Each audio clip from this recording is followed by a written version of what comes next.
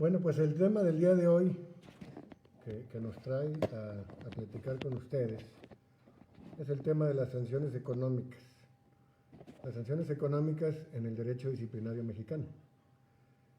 Las sanciones económicas pues es un tipo de sanción que se impone por las infracciones cometidas históricamente por los servidores públicos y ahora también en el nuevo régimen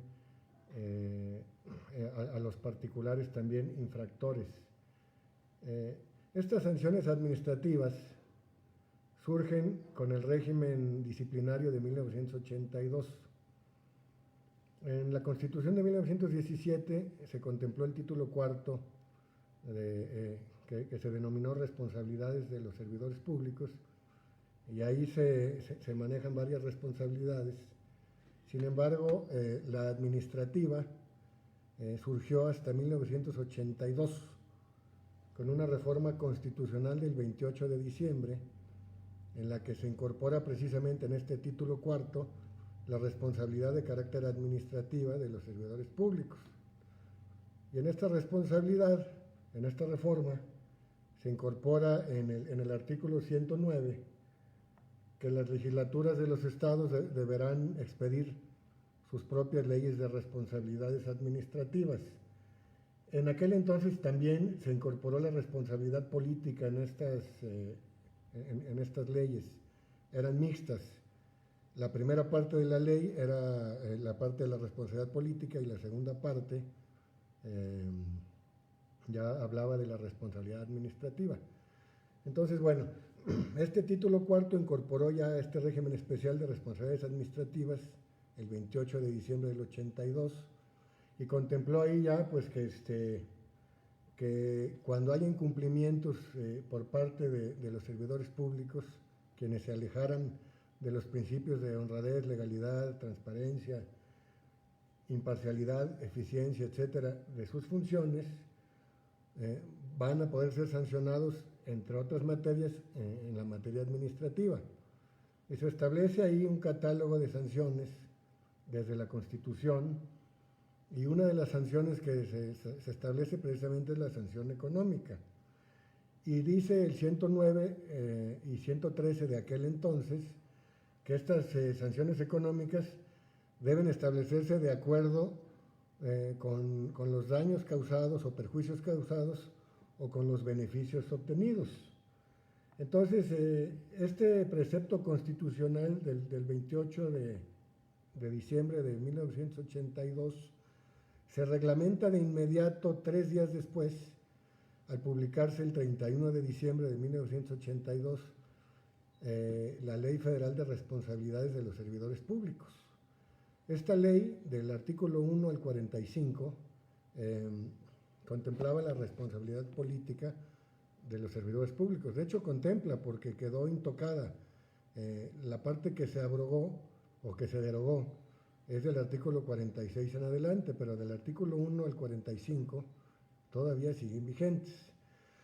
Bueno, esta ley que reglamenta esta reforma constitucional, fíjense, 3 días después, y ahorita vamos a ver por qué destaco 3 días después, reglamenta las sanciones administrativas en su artículo 53. En este artículo 53 se determina cuáles son las sanciones administrativas que procedían en aquel entonces por el incumplimiento de las obligaciones de carácter administrativo de los servidores públicos. En este catálogo venía, por ejemplo, el apercibimiento privado y público, la amonestación privada y pública, la suspensión, la destitución, la inhabilitación y, por supuesto, la sanción económica. Aquí quiero destacar pues que de entrada esta doble sanción de apercibimiento y amonestación, nunca supimos los estudiosos de la materia cuál fue la diferencia entre un apercibimiento y una amonestación. Y todavía hoy en día no sabemos cuál es la diferencia entre lo público y lo privado. Entonces, pues yo he estado insistiendo mucho que hay que sustituir esa figura de amonestación privada y pública y solamente dejar la amonestación como tal, como sanción de menor impacto, pues, y de ahí para arriba, ¿no? Bueno, Se establece en el artículo 53, dentro del catálogo de las sanciones, la sanción económica. Y el artículo 55 de esa misma ley señalaba en aquel entonces que esta sanción procedía cuando se causaban daños o perjuicios o había un beneficio indebido del servidor público. Y el propio artículo 55 determinó que se deberían imponer 2 tantos del daño causado o del beneficio obtenido, del beneficio indebido obtenido. Sin embargo, en el título cuarto, desde 1982, se incorporó la posibilidad de que fuera hasta 3 tantos. Aquí este artículo 55 determinó que fueran 2 tantos forzosamente, y por lo tanto, en su momento, pues hubo varios criterios de nuestros altos tribunales que determinaron que ese artículo 55 era inconstitucional, porque no le permitía tasar al operador disciplinario la magnitud de la sanción a imponer, sino forzosamente se le decía que tenía que ser 2 tantos, cuando la Constitución maneja de 1 a 3. Entonces, bueno, se declaró inconstitucional de alguna manera este artículo, y entonces las Contralorías de aquel entonces estábamos imponiendo sanciones económicas fundadas exclusivamente en el precepto constitucional, cosa que no es adecuado, no es correcto, porque para eso son las leyes reglamentarias. Y bueno, finalmente en aquel entonces había una metodología algo compleja para calcular estas sanciones económicas. Fíjense lo que decía el 55. Las sanciones económicas establecidas en este artículo se pagarán una vez determinadas en cantidad líquida, en su equivalencia en salarios mínimos vigentes al día de su pago, conforme al siguiente procedimiento. Iteraba un procedimiento, se dividirá entre la cantidad líquida que corresponde y el salario mínimo mensual vigente del Distrito Federal al día de su imposición, y el cociente se multiplicará por el salario mínimo mensual vigente en el Distrito Federal al día del pago de la sanción. Imagínense ustedes pues esta figura tan compleja, ¿no? De aquel entonces. Y bueno, durante esa ley también cabe destacar que se facultó a las contralorías, a los órganos internos de control, para ejecutar esas sanciones económicas cuando no rebasaran ciertos montos, creo que 100 veces el salario mínimo mensual vigente. Y luego la Secretaría de la Función Pública tenía la facultad para ejecutar estas sanciones económicas cuando superaban las 200 veces el salario mínimo mensual vigente. Ni las Contralorías ni la Secretaría de Función Pública pues eran recaudadoras de impuestos. Entonces esta figura pues era completamente ilógica, y ello se corrigió ya en la ley del 13 de marzo de 2002, en la que sí ya se estableció que era la Tesorería de la Federación la encargada del cobro de estas sanciones económicas.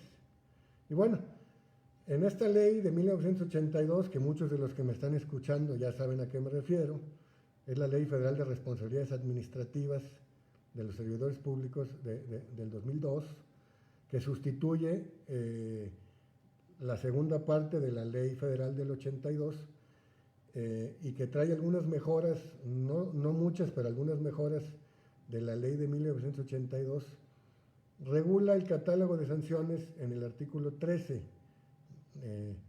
o regulaba, porque bueno, pues ya no tiene vigencia, ¿no?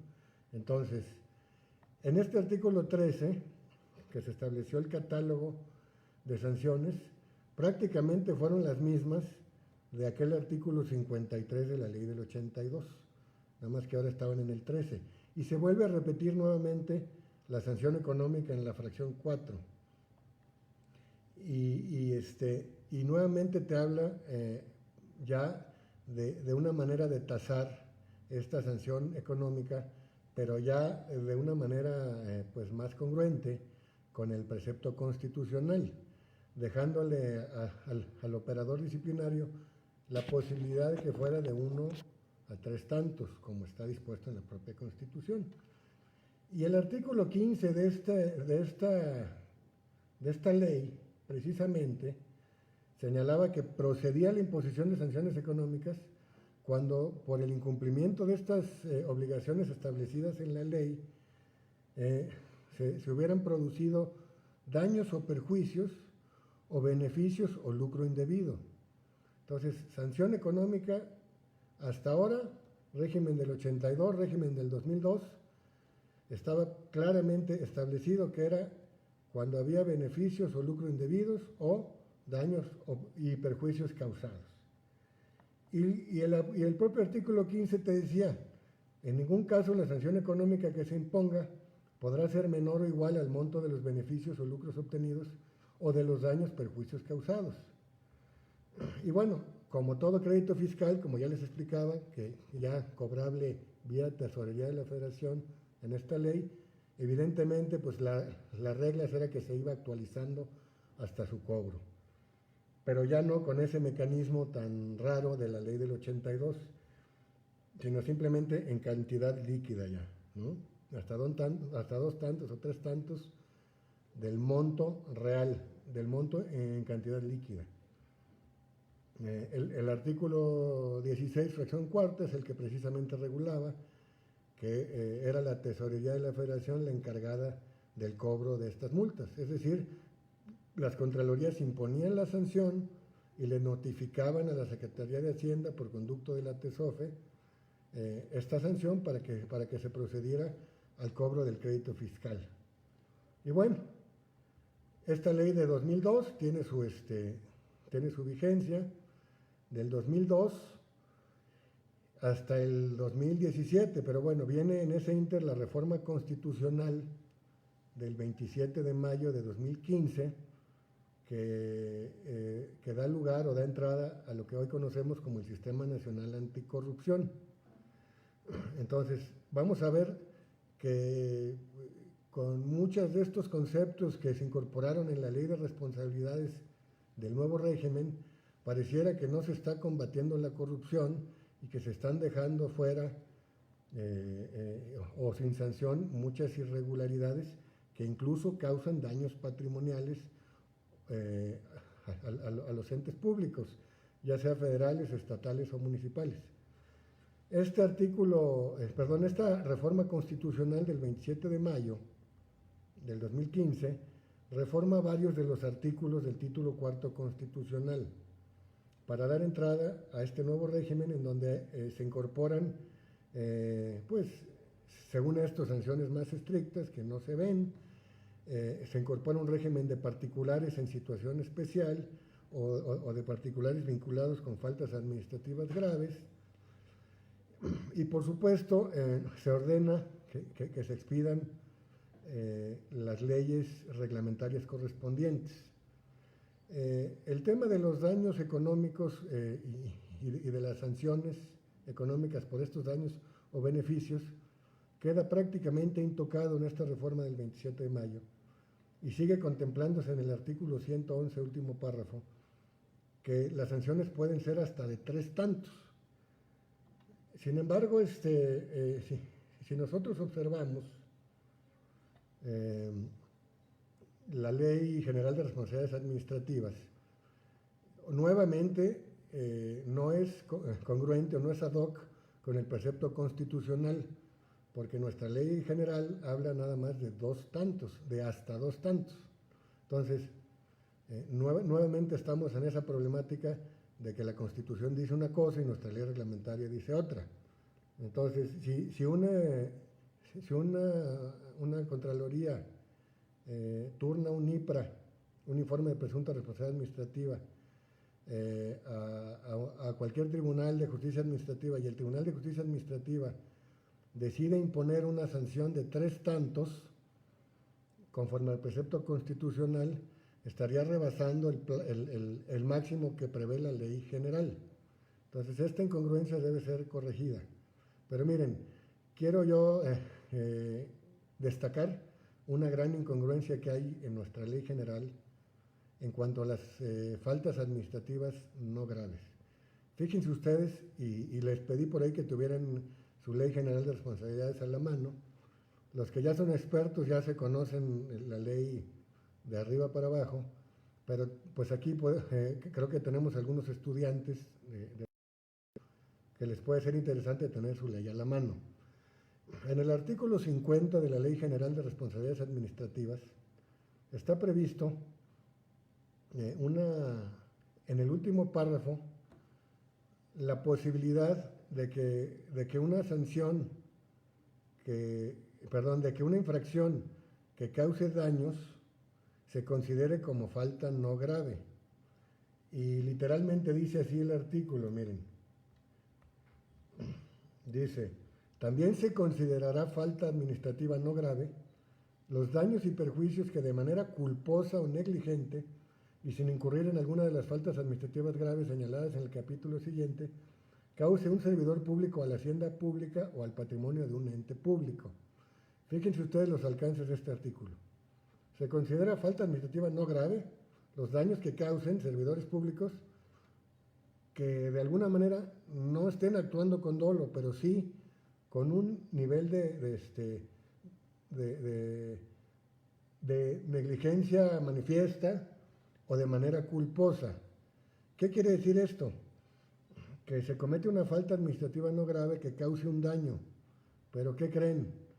Si ustedes leen el catálogo de sanciones que están previstas para las faltas administrativas no graves, pues no se encuentra la sanción económica. Entonces, ¿qué va a pasar con todas aquellas infracciones no graves que causen daños patrimoniales, daños o perjuicios patrimoniales por negligencia o de manera culposa? ¿Qué va a pasar con estas infracciones? Pues van a quedar impunes porque las contralorías no tienen facultades para imponer sanciones económicas. No está dentro de su catálogo de sanciones probables las sanciones económicas. Pero fíjense ustedes, otra gran incongruencia y riesgo que tenemos en nuestra propia ley, si vinculamos el artículo 50 con el artículo 77. El contenido del artículo 77, fíjense ustedes lo que dice. Corresponde a las secretarías o a los órganos internos de control imponer las sanciones por faltas administrativas no graves y ejecutarlas.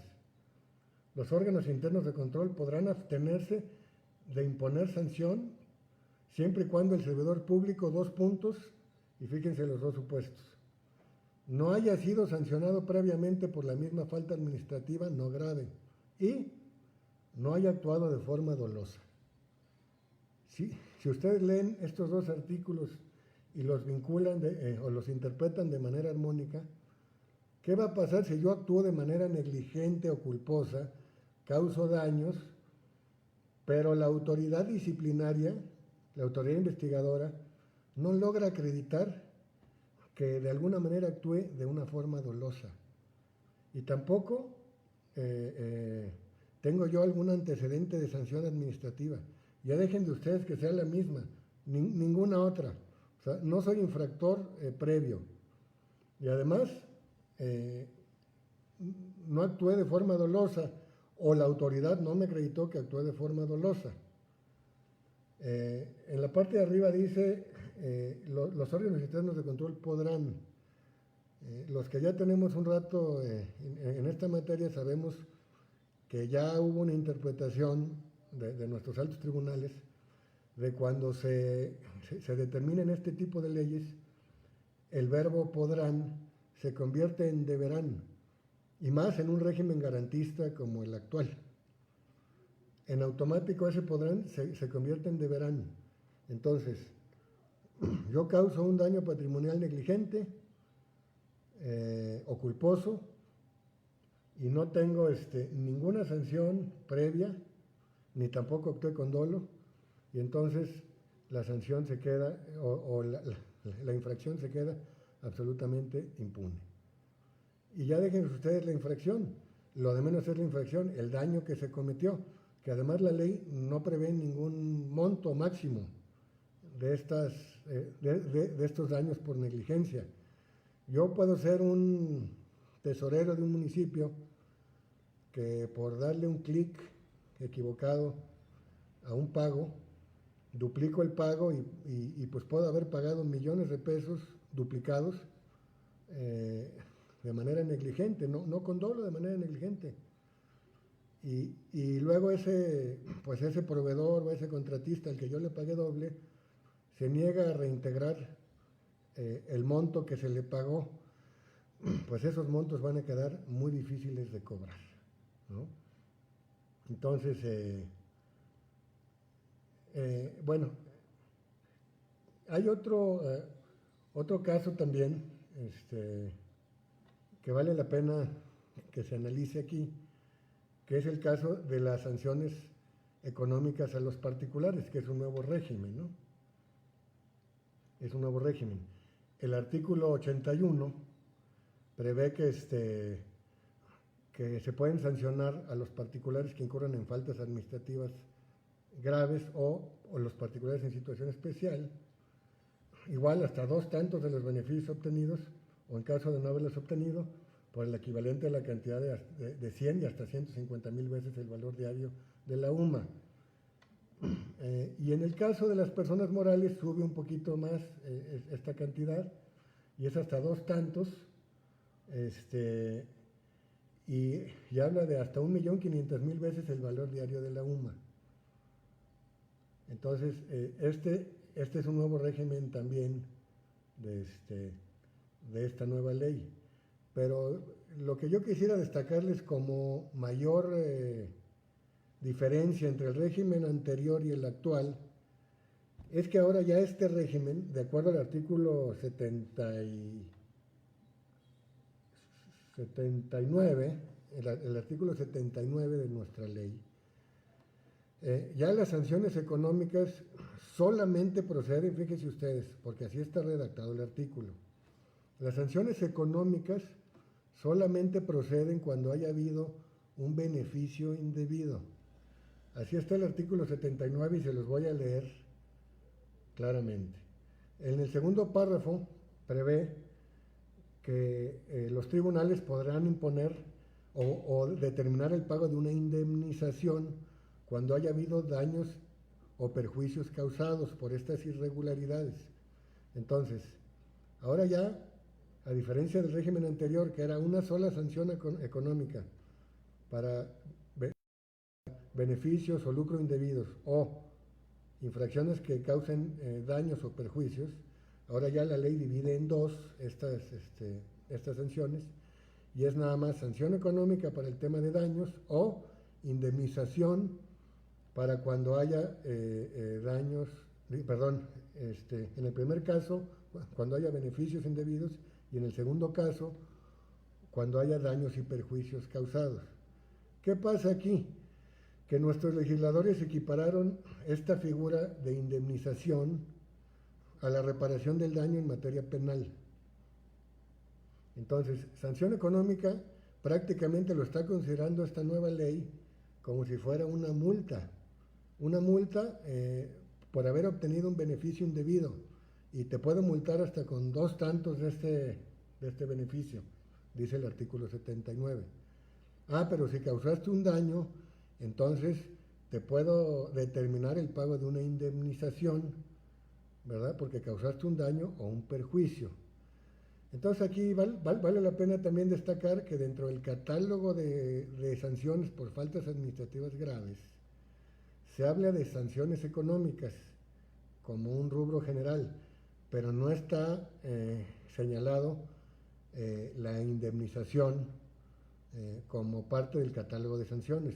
Aunque este artículo la incorpora, pareciera que la intención del legislador fue incorporarla como una variedad de sanción económica, pero no lo es como tal, porque las sanciones económicas no tienen por efecto, y así lo han determinado pues nuestros tribunales desde hace mucho tiempo, las sanciones económicas en materia disciplinaria no tienen por objeto la reparación del daño, tienen por objeto generar una ejemplaridad, tienen por objeto generar un castigo al servidor público infractor.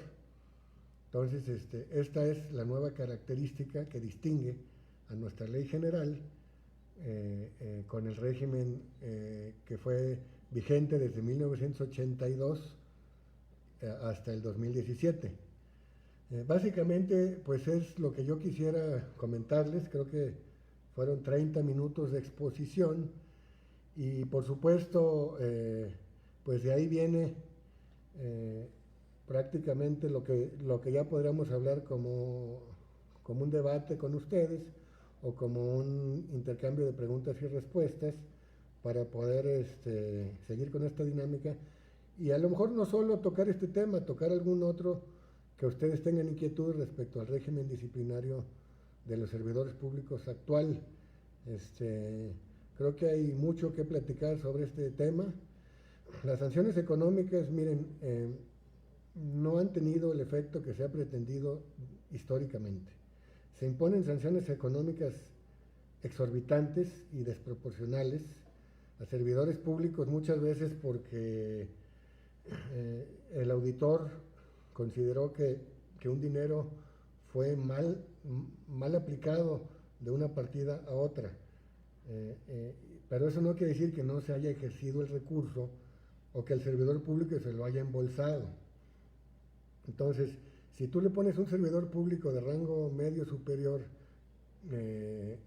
una sanción económica de 175 millones de pesos, porque pues muchos de los servidores públicos que están en áreas de finanzas, en áreas de recursos materiales, todos los días ejercen millones de pesos y de repente pues hay algunas irregularidades que se cometen porque algunos recursos no se aplican a lo que se deben aplicar, pero eso no quiere decir que el servidor público se haya embolsado ese dinero. Entonces, si la Contraloría en su momento y ahora los tribunales imponen una sanción económica exorbitante a un servidor público cuyo nivel de ingresos pues no le da para pagarlo ni en toda su vida de trabajo, pues esos van a ser créditos fiscales incobrables por razones lógicas, no se van a poder cobrar. Hubo un caso muy escandaloso hace algunos años de una subdirectora de finanzas de ISSSTE o IMSS, ya no me acuerdo, que le pusieron una sanción económica altísima y que obviamente pues se vuelve impagable, ¿no? Cuando se acredite que hay una irregularidad en donde sí hubo hechos de corrupción y sí se embolsaron el dinero, bueno, pues evidentemente ahí se tiene que ejercer también no solo la parte disciplinaria, también la parte penal, ¿no? Pero en este caso, lástima pues que lo que hemos visto, los que hemos trabajado en esto durante tantos años, es la imposición de muchísimas sanciones económicas que a la hora de la hora se han vuelto incobrables. Si ustedes revisan pues toda la historia de las sanciones económicas que se han puesto, no hay manera de acreditar cuántos de esos montos se pudieron recuperar para beneficio de la hacienda pública. Es una lástima. Entonces, a lo mejor vale la pena replantear este esquema para que las sanciones económicas pues tengan un nivel de eficiencia mucho más claro, ¿no? A que se estén imponiendo de manera indiscriminada y pues no haya resultados ni en el combate a la corrupción ni en el reintegro de los recursos que supuestamente se desviaron y que muchas veces no son desvíos, sino simplemente el recurso se aplicó de manera indebida de un lado a otro. Bueno, pues ¿cómo le podría hacer para leer las preguntas de todos ustedes? Y que bueno, podamos compartir. Vamos a ver. ¿Hay problemas con el audio y video? Dice Pavel Abucio, que es autoridad investigadora en el municipio de Tecámac, Estado de México. No es nuestra competencia. Esa ley general tiene muchos artículos inconstitucionales. Pues sí, coincido en que tiene muchos artículos que hay que revisar. Dice Carlos Magaña, ¿no cabría una retribución como requisito, ya que hubo un daño a la hacienda? Bueno, precisamente pues la indemnización se reguló en esta ley aparentemente como reparación del daño, que también ahí habría que ver si no hay un non bis in idem con la parte penal. si hay una condena de un juez penal de una reparación del daño por el mismo hecho y también hay una determinación del pago de una indemnización, ahí habría que ver si no hay un non bis in idem, si se le está condenando dos veces al servidor público a la reparación del daño. Que aunque aquí se llame indemnización, en realidad no es una indemnización, es una reparación de daño. Dice Susana Mejía, maestro, ¿un juez puede ser responsable por otorgar firma de escritura en rebeldía? Ah, caray, pues ese no es el tema, ni es mi tema, ni es mi especialidad. Perdón por no contestar eso, porque podría yo cometer una barbaridad si lo contesto. Carlos Magaña, gracias por la ponencia. Yo preguntaría su opinión respecto a cómo sancionar en los casos en que una auditoría, híjole, no puedo ver más. Le quiero ampliar y no se alcanza a ver. Maestro, ¿puede ser responsable de acuerdo a la ley de responsabilidades? Igual, otra vez se repite. Existen sanciones muy elevadas y no las pueden ejecutar. Pavel Bucio, claro. Sí, pues es lo que yo les decía. Debe haber sanción si se omitió presentar en su declaración patrimonial de conclusión algunas cuentas. Claro, claro, bueno, pero esa es otra cosa. Si uno falsea o si uno miente en la declaración patrimonial, se puede convertir en una falta grave. O sea, depende, ¿no? De qué es lo que falsees y de que se haya de alguna manera también acreditado que al hacer tu declaración patrimonial lo hayas hecho de mala fe, con la intención de ocultar bienes que hayas obtenido a lo mejor de manera indebida. Jaime Gurrola, excelente exposición, muchas gracias Jaime por estar presente.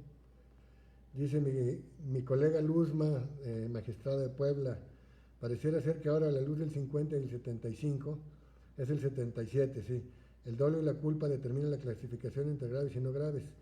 Sí, pues de hecho el artículo 77 en realidad lo que está haciendo en la práctica es desaparecer de la ley de responsabilidades las infracciones por negligencia o culpa. Es muy lamentable porque pues el derecho disciplinario precisamente tiene por objeto sancionar este tipo de deficiencias en el servicio público, que causen deficiencias en el buen funcionamiento del servicio público. Me pareciera que están dejando de lado las faltas administrativas no graves porque pues el operador disciplinario va a tener que acreditarle al servidor público que actuó con dolo.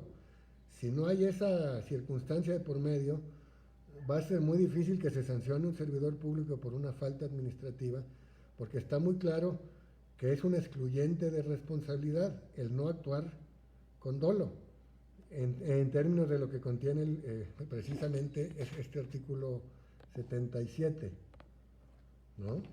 Entonces, ¿qué más? A ver, déjenme ver si... no alcanzo a leer.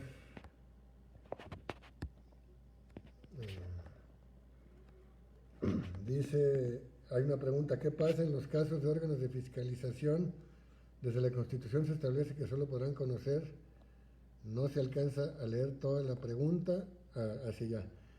Desde los órganos de fiscalización se alcanza a conocer, la Constitución se establece que solo podrán conocer faltas graves. Eso no es cierto. Si ustedes revisan bien, los órganos de fiscalización superior, dentro de la revisión de la cuenta pública, pueden conocer como autoridades investigadoras de faltas administrativas no graves y graves. Cuando conozcan de faltas administrativas no graves, las tienen que turnar a los órganos internos de control. Y cuando conozcan de faltas graves, las deben ellos sustanciar hasta la audiencia inicial y luego turnar a los tribunales el asunto ya con la audiencia inicial sustanciada. ¿Quién más?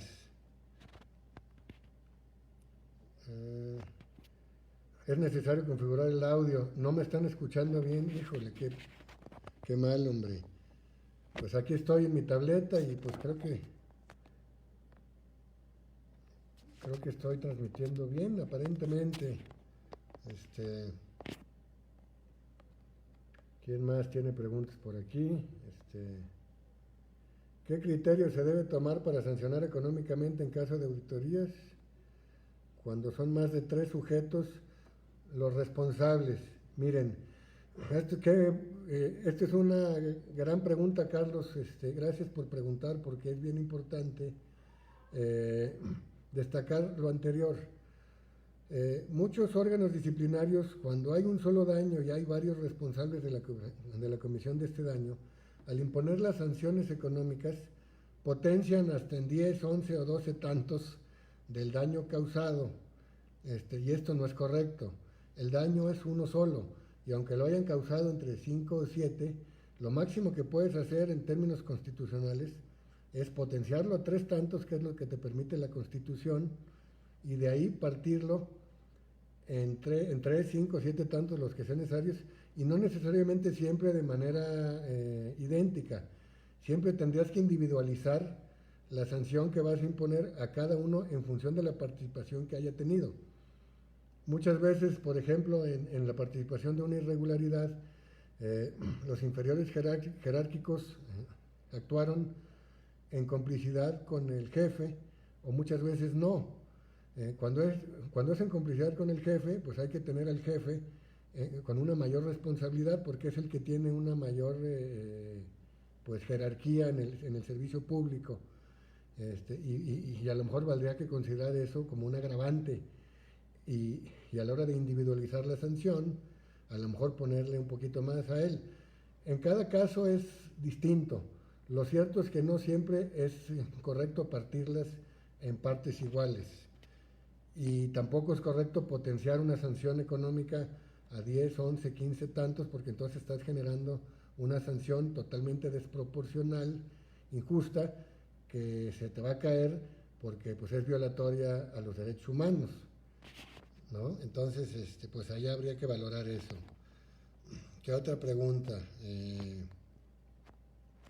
¿Qué opinas sobre los juicios anteriores? Me pregunta Juan Manuel Cárdenas. ¿Qué opinas sobre los juicios anteriores a la Ley General de Responsabilidades Administrativas? ¿Todas se encuentran bajo el beneficio de la retroactividad o deben declararse sin materia? Pues miren, esa es una buena pregunta también, porque nuestra ley actual sí te maneja un principio de favorabilidad disciplinaria.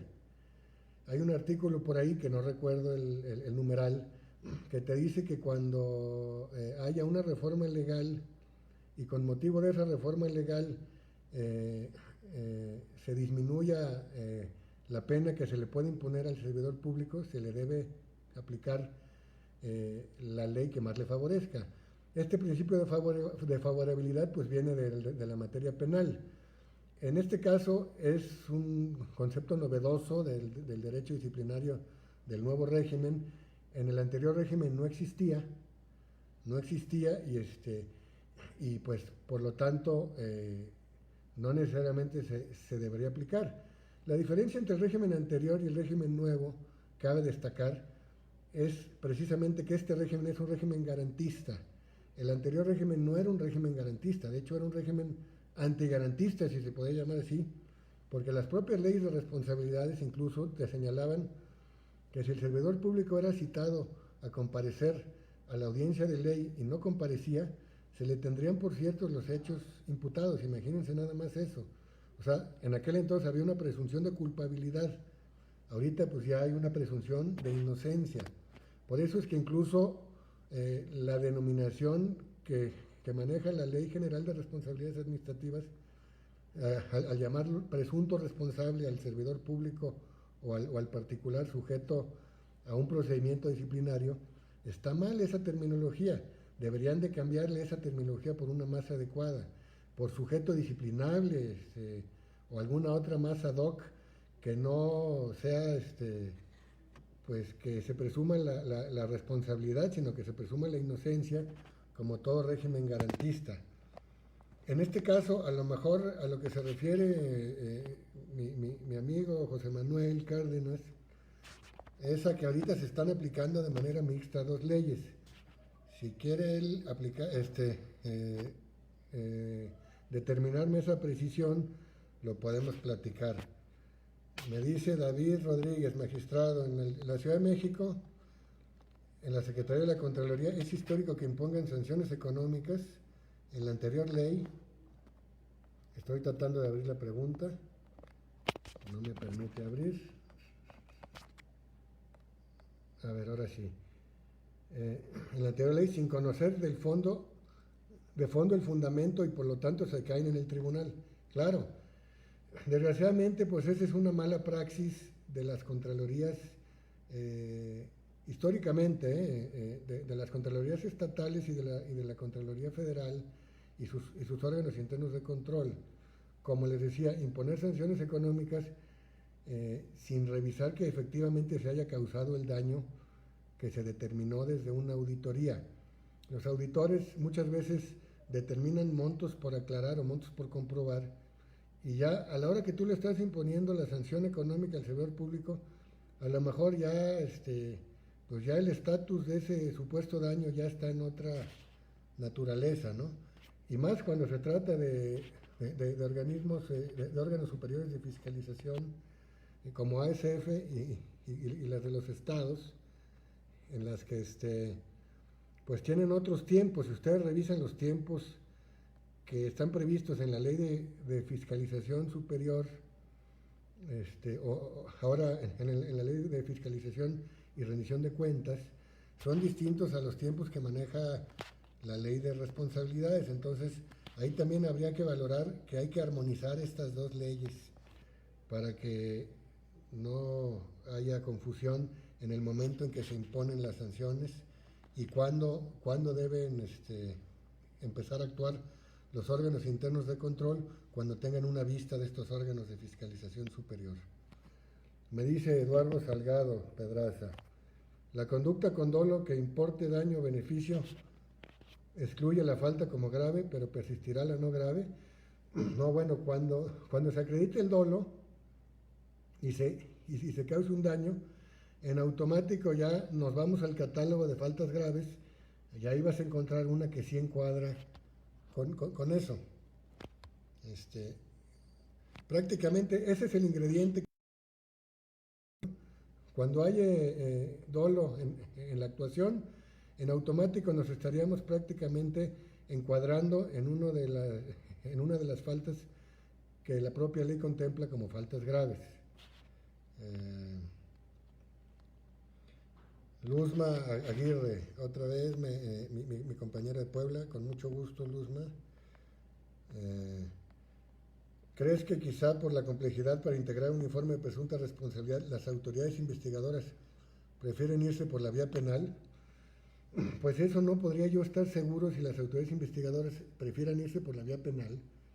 Yo creo que si la autoridad investigadora, que es administrativa, ya lleva su investigación avanzada, está de alguna manera obligado a que si emite un IPRA o una conclusión, pues tiene que seguir por la parte administrativa, independientemente que en términos de la propia ley tiene que denunciar los hechos por la vía penal.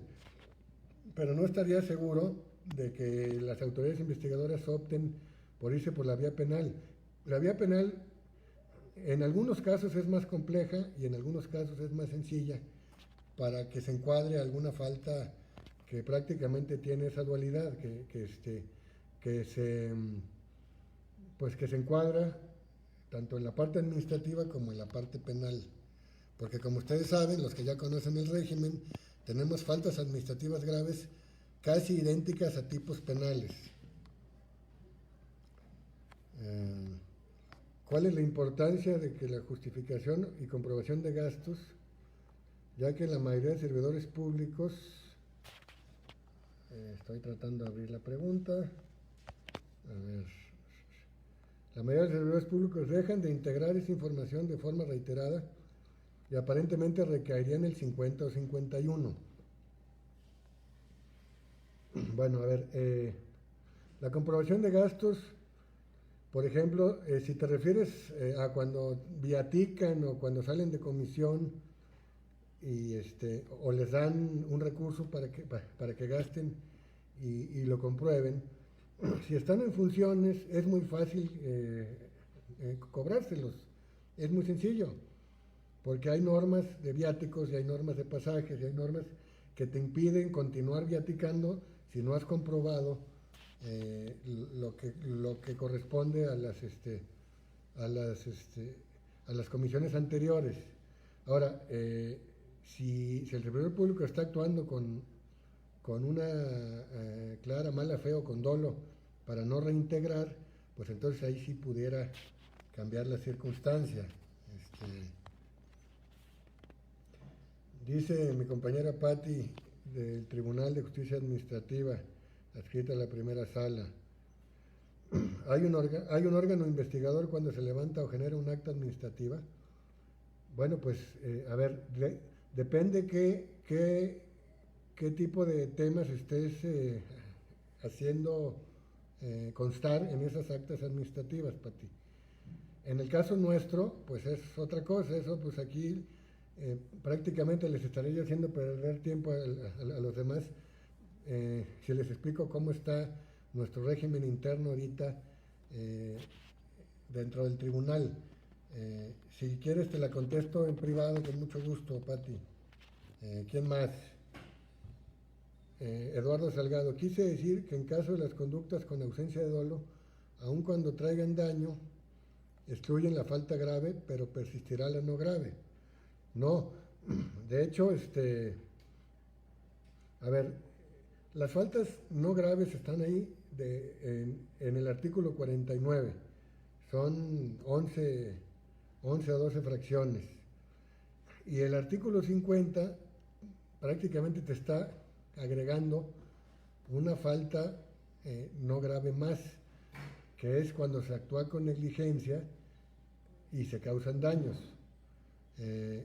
Pero eso pues es una falta no grave, ¿no? Hay conductas que traen dolo y traen daño, o traen dolo y no traen daño, y que tienen que encuadrar en las faltas graves. En faltas no graves, que es prácticamente el caso del 50, pues que es lo que estamos aquí platicando. Si se causa un daño, pero la autoridad disciplinaria no te acredita que de alguna manera fue con dolo, entonces no te puede sancionar. Pero además no solo no te puede sancionar por eso, no te puede sancionar la Contraloría porque no tiene facultades para imponer sanciones económicas, como lo expliqué al principio de la ponencia. ¿Quién más? Jaime Gurrola. ¿Cómo se llega a la verdad por parte del tribunal en caso de testigos protegidos? Estos mienten derivados de acuerdos con la nueva administración y entrantes. Sí, mira, Jaime, yo he sido un impulsor de que cuando hay una auditoría y ya no esté el servidor público en funciones, siempre se le llame durante la investigación para que también alegue lo que su derecho convenga. Si no se le llama y luego se le pretende fincar una responsabilidad, porque en las guías de auditoría no dice que se tenga que llamar al servidor público que pudiera haber causado la falta o cometido la falta, sino al que esté en funciones, se está generando pues ahí una irregularidad que puede trascender a la defensa del propio servidor público. Sin duda, y eso va a pasar siempre, muy lamentablemente, pero los servidores públicos que llegan a un cargo, pues no tienen ningún interés en defender las causas del que ya se fue, independientemente de que muchas veces hay ingredientes políticos de por medio, eso me queda claro. Pero sacando el ingrediente político, ningún servidor público que llega a un cargo, o la mayoría, no le interesa defender la causa del servidor público que ya se fue, o solventar las irregularidades que le tocó a él conocer, pero que no son del periodo de su gestión. Ese es un tema muy lamentable que debemos revisar en nuestras normas para poder cambiarlas y que siempre el servidor público saliente tenga garantías de que se le puedan otorgar todos los documentos que requiera para su debida defensa. Me dice Juan Manuel Cárdenas, aclarándome la pregunta anterior, me refiero concretamente a que la actual Ley General de Responsabilidades no contempla las faltas administrativas de la ley anterior y por ello aplica la retroactividad en favor sanción que pueden aplicarse. Mira, aquí estamos en un tema de temporalidad en la aplicación de las leyes. Si la falta se cometió antes del 19 de julio de 2017, se tiene que aplicar la Ley Federal de Responsabilidades Administrativas anterior, y si se cometió después, se tiene que aplicar la Ley General de Responsabilidades Administrativas. En algunos órganos internos de control están aplicando el esquema mixto, están aplicando la parte sustantiva de la ley anterior y la parte procesal de la ley nueva. Eso ya hay un criterio por ahí del cuarto tribunal colegiado en materia administrativa del primer circuito, en el que determina ahí un tema interesante, que si quieres luego te comparto esa tesis. Lo cierto es que no es correcto que se aplique un esquema mixto, porque son dos regímenes totalmente distintos, son dos sistemas disciplinarios completamente regidos por temas distintos y por autoridades distintas y por mecanismos distintos, y chocan de manera sustancial en muchas cosas el régimen anterior y el régimen nuevo. Entonces, eso de estar aplicando la ley mixta, lo único que genera es incertidumbre jurídica, y en su momento seguramente los tribunales van a proceder a declarar nulidades cuando estas circunstancias de aplicación mixta de la ley causen una deficiencia fuerte o un agravio fuerte a la defensa del servidor público que corresponda. A lo mejor, si no le para ningún prejuicio esa aplicación mixta, a lo mejor no habrá nulidad, pero si sí le para perjuicio, los tribunales de justicia administrativa, en el caso de faltas graves, o las contralorías en el caso de faltas no graves, tendrán que valorar si resuelven de manera favorable o no al servidor público en su momento, porque en la revisión de la legalidad eso se va a revisar de manera muy clara. Pues si le causa un perjuicio muy grave al servidor público en su defensa, seguramente va a haber declaratorias de nulidad. Pavel Abucio, mi amiga Pave, me dice: en el Estado de México tenemos como falta grave los tipos de acoso y hostigamiento sexual. Si pudiera manejarse en la vía penal también. Bueno, Pave, pues este es un tema que vale la pena para un programa completo. Este tipo administrativo que contempla la ley del Estado de México se duplica en el Código Penal, en un capítulo del Código Penal que tutela bienes jurídicos de las personas, que es la libertad sexual, y está incluida en nuestra ley como una falta disciplinaria. Ahí habría que analizar, en todo caso, si se puede modificar este texto para que se incorpore que cuando en estas conductas, cuando se causa una deficiencia en el servicio público. O sea, porque el derecho disciplinario no tutela bienes jurídicos de las personas, tutela el buen servicio público, el buen funcionamiento del servicio público. Entonces, si en el análisis de un tipo de esta naturaleza no se determina, desde mi punto de vista, y esto es en la parte académica, si no se determina en dónde estuvo la afectación en el servicio público, y solamente hay una afectación subjetiva a la persona, pues difícilmente se va a poder sancionar en la parte administrativa, que no quiere decir que estos actos reprobables no deban ser sancionados en la parte penal, pero en la parte penal que rigen de alguna manera los bienes jurídicos tutelados subjetivos de la libertad sexual de las personas. Es un tema pues muy complejo, y hay muchos puntos de vista al respecto. Valdría la pena a lo mejor hacer un panel más amplio sobre este punto, sobre este tema, donde se puedan exponer varios puntos de vista y ahí poner a consideración del público cuáles son sus opiniones. Bueno, ¿qué más? ¿Cómo vamos de tiempo? Son las 7. Oh, pues apenas llevamos una hora. Amy Zárate, ¿cómo se puede aplicar la indemnización si no hay dolo? Bueno, es que la indemnización, si se está causando un daño,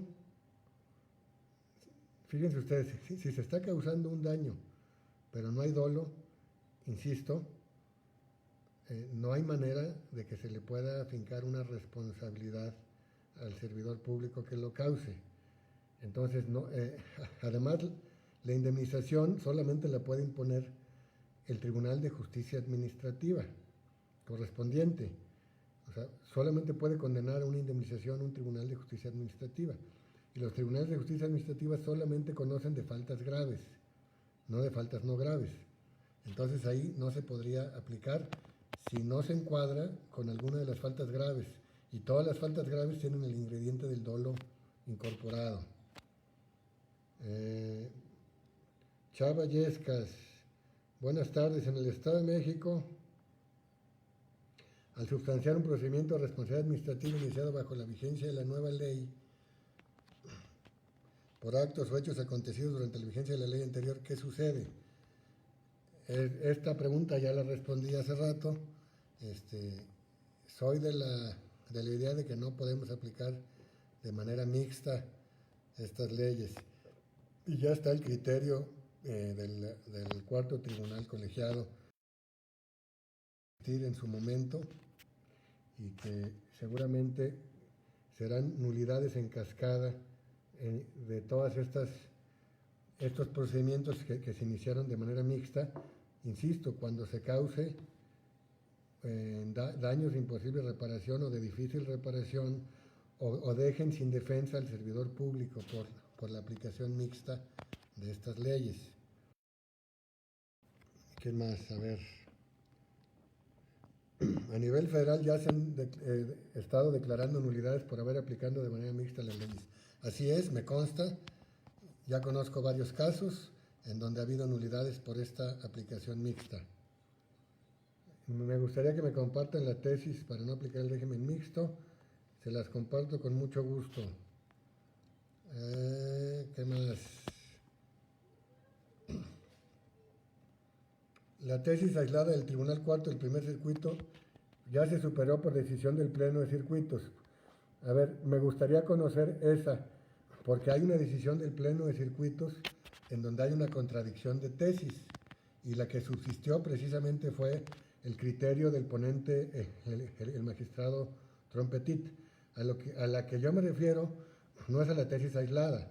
La tesis aislada fue en su momento, luego hubo una contradicción de tesis, y ya precisamente ya el Pleno del Primer Circuito ya resolvió esa contradicción de tesis, y ya se generó jurisprudencia, donde prácticamente se adopta el criterio del cuarto tribunal colegiado, y de alguna manera, pues como dice la jurisprudencia, se apartan del otro criterio. Muy bien, pues ¿qué más? Creo que ya estamos completos. Si alguien tuviera alguna pregunta adicional, aquí estoy todavía a la orden. Ya se tocaron temas distintos a lo que son las sanciones económicas, y se pueden seguir tocando sin ningún problema. Todavía tenemos 90 participantes en línea. Creo que todavía podemos tener chance de contestar algunas otras preguntas si ustedes lo consideran importante o necesario. Les damos un espacio de 1 minuto, y si no, pues muchísimas gracias, Pave. Gracias por las porras, y con mucho gusto compartimos los documentos. Ya habrá oportunidad de platicar otros temas que tienen que ver con el nuevo régimen y que están generando también controversia, como lo es las leyes de responsabilidades administrativas de los estados, que rebasan los alcances de la ley general. Ese es otro tema que pues ya traigo yo muy analizado, muy estudiado, y que ya en enero de este año la Corte declaró inconstitucional varios artículos de la Ley de Responsabilidades de Aguascalientes por rebasar los alcances de la Ley General en algunos casos y limitarla en otros. Entonces habría que analizar ese tipo de cosas. A ver, mi colega Gerardo Azuara me pregunta, ¿cuáles son los derechos humanos que rigen el procedimiento disciplinario? Pues exactamente los mismos que en el derecho penal, mi estimado colega. Prácticamente los mismos, como jus punendi del Estado, son los mismos derechos del sujeto a una investigación o a un procedimiento disciplinario, los mismos derechos humanos que goza cualquier imputado en el ámbito penal. Incluso hasta el que se le asigne un defensor de oficio, que ese es un tema que también yo no estoy muy de acuerdo y que también habría que debatir, pero hasta ese derecho tiene un servidor público que haya probablemente cometido una infracción administrativa, que si no tiene un abogado defensor, el Estado le asigne uno. Me dice Luzma Aguirre, mi compañera, por ejemplo, los principios y directrices. Miren, el artículo 7 de nuestra ley nos pone un catálogo de principios y directrices, y hay algunas contralorías que se han aventado el tiro de sancionar a servidores públicos con base en el incumplimiento de alguna de estas directrices, vinculadas con el incumplimiento de los códigos de ética. Imagínense, estas directrices, si bien son pues un catálogo de buen comportamiento de los servidores públicos, no son faltas administrativas graves o no graves, no están consideradas como tal. Entonces, no pueden ser competencia de la autoridad disciplinaria para afincar una responsabilidad administrativa si no lo vinculan con alguno de las faltas administrativas que están en el catálogo del 49 o de las faltas graves. Estos principios y directrices no son fuente obligacional coercitiva de manera autónoma o solitaria, insisto, y mucho menos si los vinculan únicamente con el incumplimiento de códigos de ética.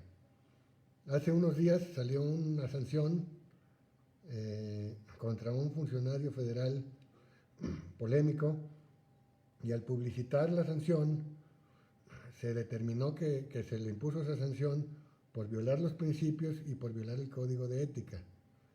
No conozco la resolución de fondo, ojalá que me la pudieran compartir, pero si esa resolución se fundó únicamente en la violación de principios éticos o los códigos de ética y las directrices del artículo 7, esa sanción no tiene solidez jurídica porque no está vinculada con el incumplimiento de alguna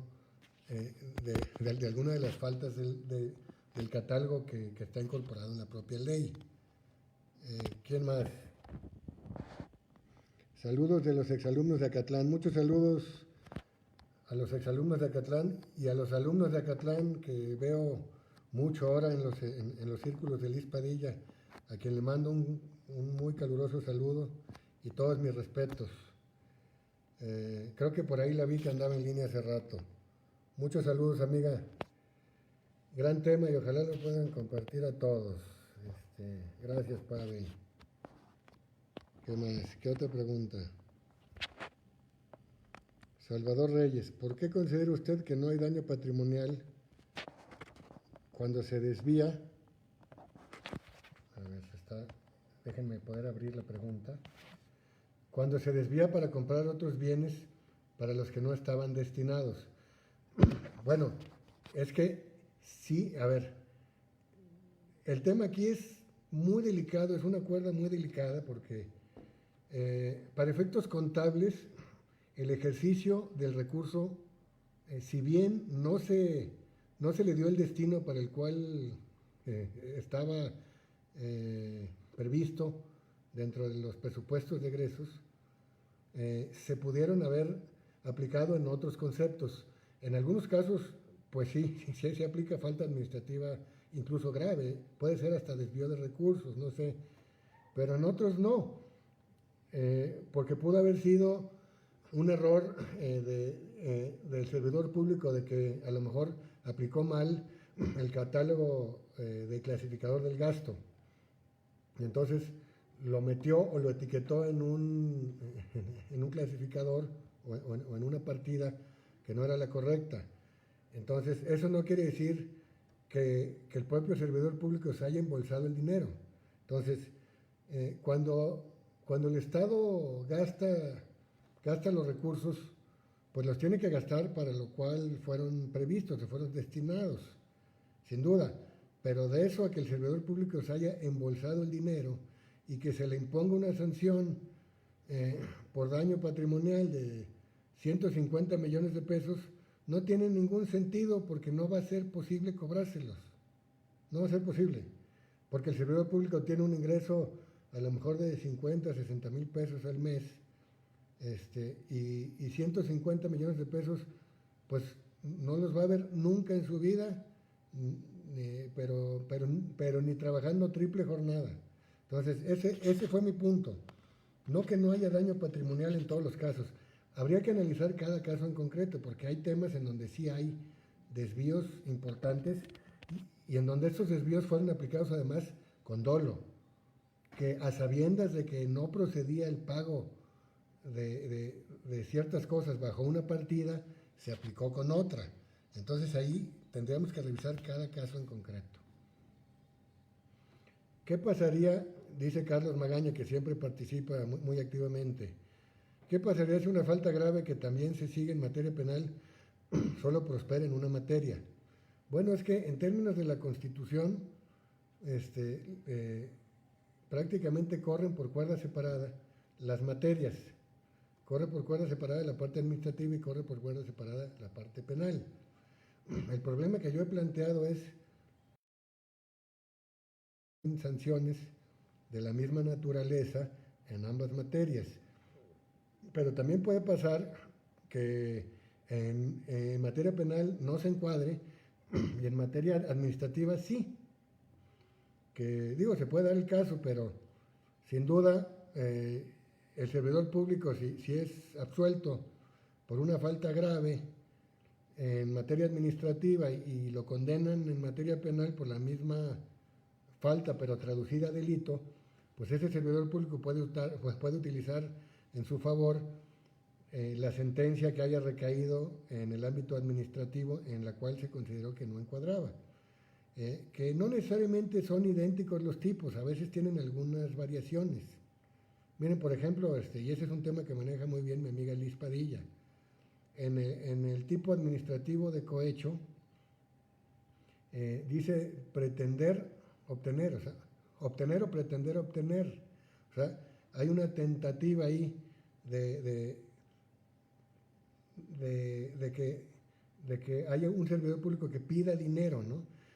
Y en materia penal, eso no existe. O sea, tiene que acreditarse que recibió el recurso ese servidor público para que se materialice el delito de cohecho, ¿no? En materia administrativa, con el simple hecho de que haya solicitado eso, con ese simple hecho se pudiera considerar que encuadra la falta administrativa grave de cohecho.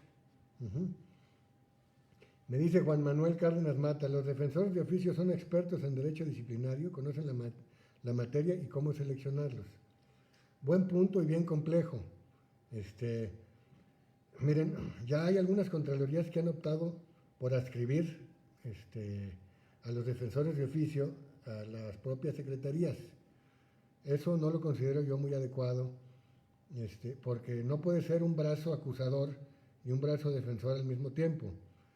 Yo considero que es más práctico que estos defensores de oficio se profesionalicen en las defensorías de oficio correspondientes, que están adscritas a veces al Poder Judicial o a veces incluso al Poder Ejecutivo, pero a otra área.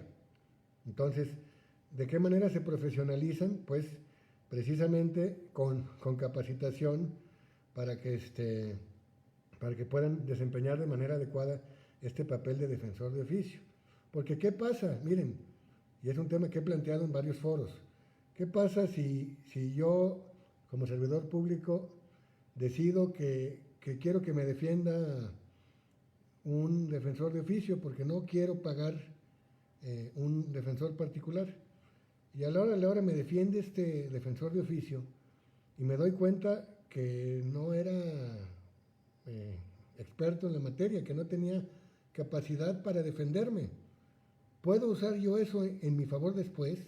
¿Puedo yo alegar que fui mal defendido y que aunque yo lo designé, aunque yo acepté, el Estado fue el que me lo designó y resultó ser un defensor chimbo, un defensor que no tenía la capacidad para defenderme y entonces pues yo puedo utilizar eso en mi favor después? Entonces es una figura compleja para nuestra materia. ¿Qué otra pregunta? Judith Ortiz, tampoco estoy de acuerdo con la defensoría. Bueno, pues ya somos dos, o muchos más. ¿Es de aplicación estricta la Ley General de Responsabilidades Administrativas? Por supuesto. Es de carácter obligatorio en términos del artículo primero de la propia ley, en todo el territorio y en todos los ámbitos.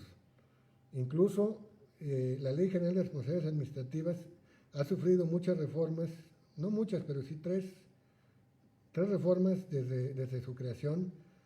En 2019 dos y ahora en 2020 otra, y las legislaciones estatales no se han armonizado a esta ley general, y aunque no se hayan armonizado, esos conceptos que se incorporaron a la ley general ya son obligatorios en todo el servicio público. El tribunal se pronunciará sobre la reversión de la carga de la prueba. ¿En qué sentido? Tendría que ser más explícito, por favor, esa pregunta. Buenas tardes, maestro. Llegué un poco tarde. ¿Podría volver a referirse a la diferencia entre el procedimiento para sancionar una falta grave y una no grave? Ah, caray, pues no me refería a eso. En este caso, no se habló del procedimiento para sancionar una falta grave y una no grave. Si quieres en corto, pues ya podemos platicar para no entretener a la gente de algo que ya escuchó.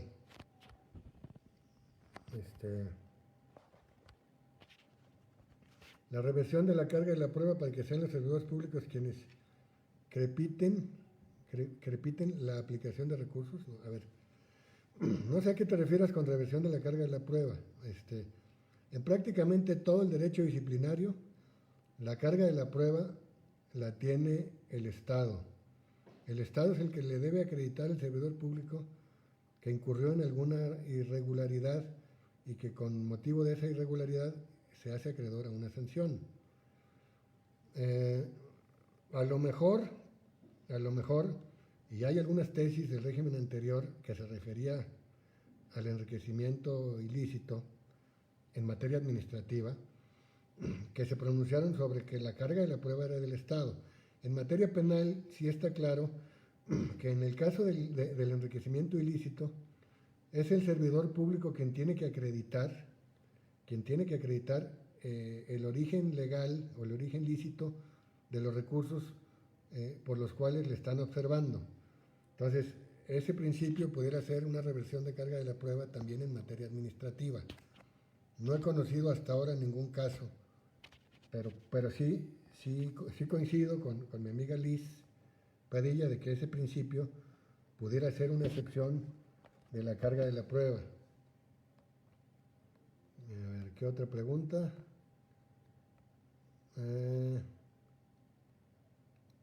La desviación de recursos administrativos en el Estado de Veracruz ha sido comprobado y se ha sancionado.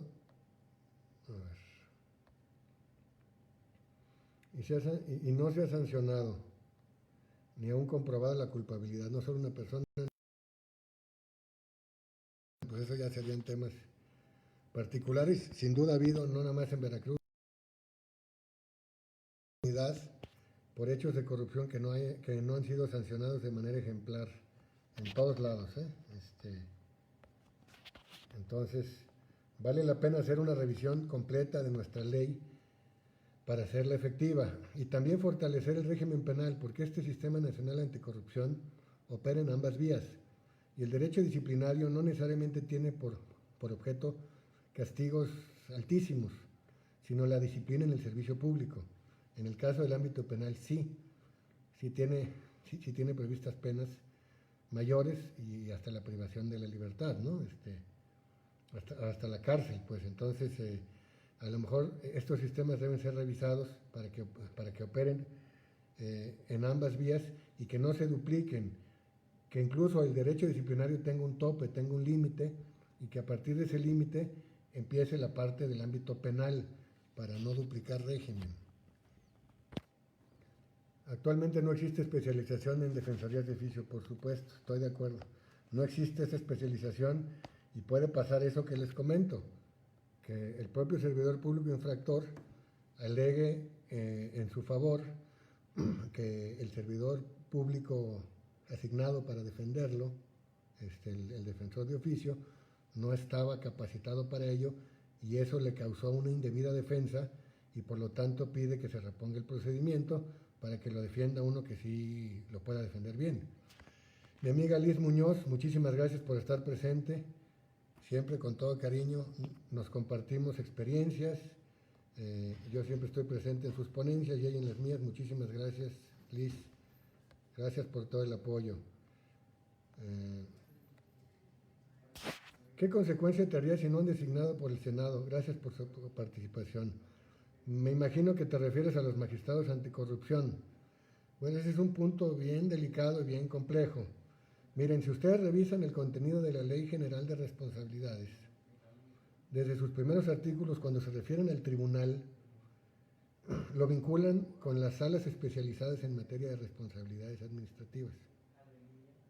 En todas las referencias que se hace al tribunal, dice no el tribunal, sino la sala especializada en materia de responsabilidades administrativas. El hecho de que no se haya nombrado todavía estos magistrados, sin duda puede traer consecuencias muy delicadas cuando se impongan sanciones por faltas graves por parte del Tribunal Federal de Justicia Administrativa, que está actuando a través de una sala mixta. Esta sala mixta está conociendo de jurisdicción ordinaria y también de jurisdicción especializada. Y pasa lo mismo en muchos estados, compañeros magistrados de algunos tribunales de justicia administrativa del país, estatales, tienen jurisdicción mixta, están conociendo de faltas administrativas graves, pero también de la jurisdicción ordinaria de los tribunales. Esto sin duda puede generar consecuencias delicadísimas. Por eso es que los estudiosos de la materia hemos insistido permanentemente la urgencia de que sean designados estos magistrados anticorrupción para darle certeza jurídica al sistema. Y si no los quieren designar, entonces que modifiquen la ley y que le den la facultad genérica al Tribunal de Justicia Administrativa, al federal y a los estatales, para que por conducto de cualquier magistrado pueda imponer sanciones administrativas por faltas graves. De lo contrario, seguimos vulnerables por esas cuestiones que no cuadran entre la práctica y lo que dice la ley. Pregunta, ¿está armonizada la Ley de Responsabilidades Administrativas del Estado de México con la Ley General? No está armonizada. Hay muchos conceptos de la Ley del Estado que rebasan a la Ley General y en otros que ya se quedó corta porque ya hubo reformas, como les explicaba, a la Ley General, en donde incorporaron nuevas faltas administrativas no graves y graves, que no están contempladas en la Ley del Estado de México y que ya son obligatorias para todos.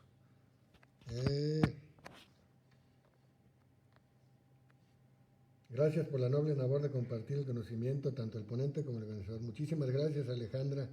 Gracias a ti por estar presente y por tu interés. Muy entendible lo que se dice. Nora Díaz, muchos saludos. Y Ana Laura Ríos, muchas gracias, magistrados, muchos saludos. Buenas tardes. ¿Cuál es el argumento para superar el non bis in idem entre derecho administrativo sancionador y derecho penal en México? Saludos desde Perú. Muchísimas gracias, qué amables tenemos aquí gente de Perú. Pues miren, ya en la práctica hay muchas maneras de solucionar el non bis in idem. Si ya el órgano administrativo sancionador impuso una sanción de inhabilitación por 20 años a un infractor, entonces en el ámbito penal ya no volverle a imponer una inhabilitación por otro tanto, sino nada más irse a la pena corporal. Y si no hubo multa, pues a lo mejor poner alguna multa, pero no duplicar sanciones de la misma naturaleza. Esta sería una solución, que a la hora de la ejecución de las sanciones no se ejecute en perjuicio de los derechos humanos de la persona, que sin duda sería violatorio tanto a nuestra Constitución como a los tratados internacionales de los que somos parte. Grisel Soria, mi amiga Gris, querida Gris, muchas gracias por estar presente. Amiga, siempre apoyándonos en todas nuestras actividades académicas. Gris es titular del área de responsabilidades del órgano interno de control de un organismo paraestatal que está en Coahuila, CONASA. Gracias, Gris, por tu participación y por tu apoyo de siempre. Creo que ya son todas las preguntas. Ya serían todas las preguntas. ¿No tenemos más? Ya llevamos hora y media, pero somos 72 todavía en línea. Por favor, si quieren hacer alguna otra pregunta, con muchísimo gusto, estoy a sus órdenes.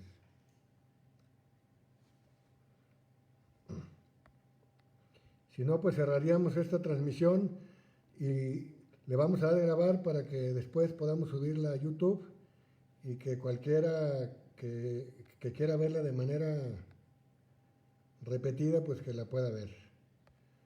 A ver, me dice Perla Corona. Excelentes propuestas. Actualmente laboro en el Tribunal de Justicia Administrativa del Estado de México, pero mi sala no es especializada en responsabilidades. Es muy interesante el tema. Muchísimas gracias, Perla, por acompañarnos. Es un gusto para mí tener a compañeros del tribunal aquí conmigo, acompañándome y compartiendo experiencias. Gracias por acompañarme, Perla. Y creo que sería todo. Pues muchísimas gracias a mi querido Osvaldo Ojeda por la invitación. Gracias por la anfitrionía, por la hospitalidad, por abrirme las puertas de tu portal. Veo que cada día ganas más likes a tu página. Yo estoy seguro que seguirás contribuyendo para la cultura jurídica con componentes de primer nivel y esta página seguirá enriqueciéndose día con día. Muchísimas gracias a todos y fue un placer. Nos vemos la próxima.